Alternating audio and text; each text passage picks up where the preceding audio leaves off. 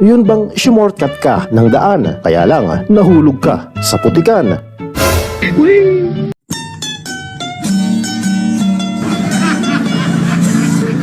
Ayan tuloy, pinagtinginan ka ng marami at natumbok ka pa pati ng CCTV. Tutukan mga kaibigan at huwag palampasin ang mga iba't ibang eksena na nakuhanan ng kamera at yak, ikay maaliw at mabubusog ang mata. You're my best view. Pero bago yan, maaari lamang na pakipindot ang subscribe at like button. Isama mo na din ang bell icon nang sa gayon magkaroon tayo ng koneksyon. At syempre, ang video na to ay pwede mo ding i-share. So without further ado, let's continue!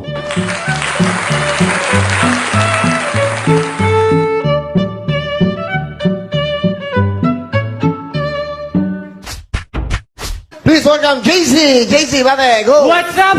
Wawawin! Pagmasdan kung paano kasweet ng driver ng kotseng to. Pumaparaan pa para pakiligin lamang si Pangga sa ganitong paraan. Dumaan lang saglit upang siya'y pusuan. Sana all.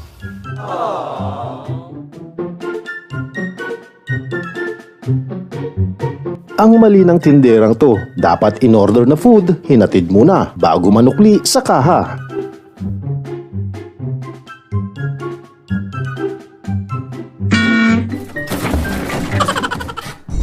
Sa kuha ng CCTV na to, medyo makapanindig balahibo. Isang babae ang kumukuha ng sinampay sa likod bahay nang may mapansin itong tila merong kakaiba sa paligid niya.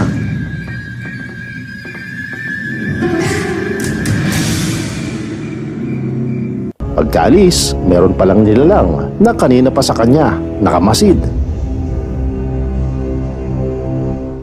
Paalala sa mga matatakutin, dapat huwag manood sa gabi ng horror film. Steady ka lang sa loob at huwag nang lalabas pa kung saan madilim.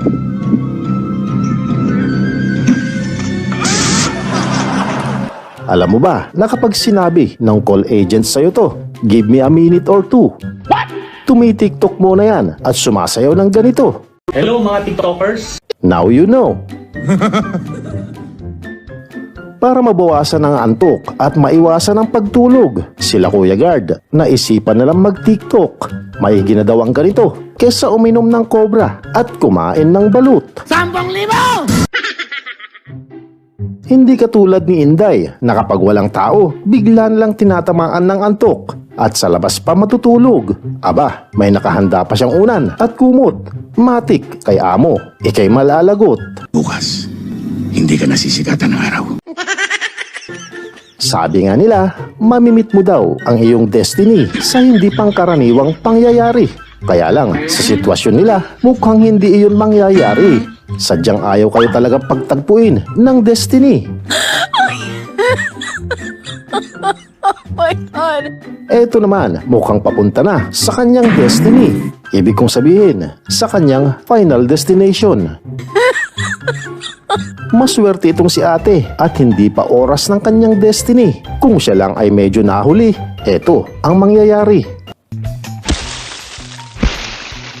Oh no! Kaya laging mag-iingat, unahin ang safety dapat. Tulad niyan, sa laki, kita niya lahat. No. Hindi lang safety ang kailangan, kundi dapat marunong ka ding bumangking kung kinakailangan. Tulad nito, panoorin nyo.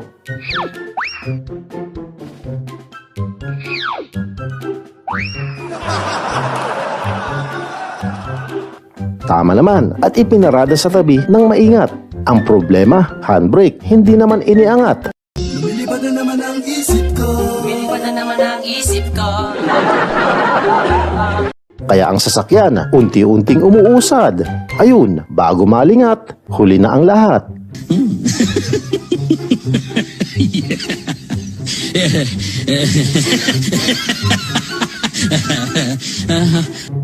Eto pang isa, at hindi chinek kung naka-handbrake ba. Kaya ngayon, ikaw ang nagsilbing preno para pigilan ang sasakyan mo. Oh my God! Mabuti na agapan, kundi diretso sa kanal. Pero ang nakakatuwa dito, si Manang nakuha pa siyang pagtawanan.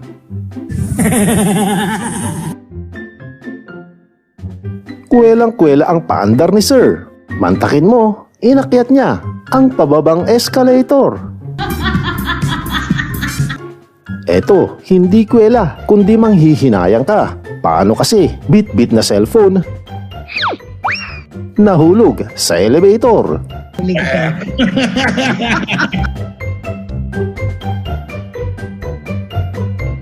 Yun bang sumuko ka na dahil pinapaikot ka lang niya? Stop it. Get some help. Kuhang-kuha sa kamera kung paano siya mapasayaw ng cha-cha. Dahil sa balikat, may dumapo palang gagamba. Isang matamis na smack naman ang dumapo sa pisngi niya. Bata pa lang, matulis na. Matulis din itong si Manang. Akalain mong tinda na pakwan, bigla na lang niyang nilantakan. Kung ako sa'yo at nakita mo to, perang bulto-bulto, pumalik ka na lang sa ibang araw. I'm sure, sa dami nun, aabutin ka na ng Pasko. At kapag nakita mo ang malaki at matabang tilapia ni Dalaga, sigurado maglalaway ka. Masarap yan sa gata. Sakaling makahuli ka ng isda, huwag ilalapag basta-basta. Nakakagawa sila ng paraan para kumawala at bumalik sa lungga. Katulad na lang neto, kung saan pambenta na sana, naging bato pa. May mga rider talaga kung saan masikip, doon sumisingit. At maski alanganin, ipipilit pa kapag nakasagi. Deadma, akala mo walang nangyari. Oh, hell no! Parang wala lang din nangyari sa tagpong ito kung saan si kolektor na nagsasampa ng basura biglang iniwan ng tila natataeng driver.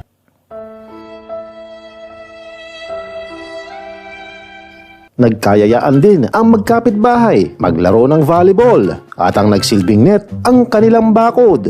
O di ba? Ang saya! Dahil walang ibang kalaro si Toto, inaya na lang ang alagang aso at pinagbigyan naman siyang mag one-on-one.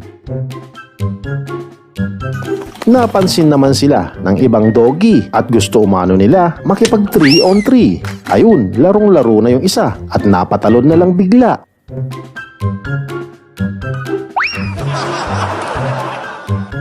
Napakainam ang may alaga. Minsan kasi sila din ay maalaga. Gaya na lang ng asong to na binigyan pa ang amo ng silya para maayos makaupo.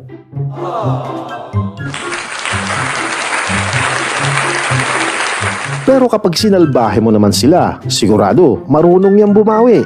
Isang halimbawa, ang video na to kung saan kinuyog ang kotseng nakaparada. Natandaan kasi nila, ito yung coaching nakabangga sa isa nilang kasama. Kaya bilang ganti, ayan, at pinagtulungang wasakin.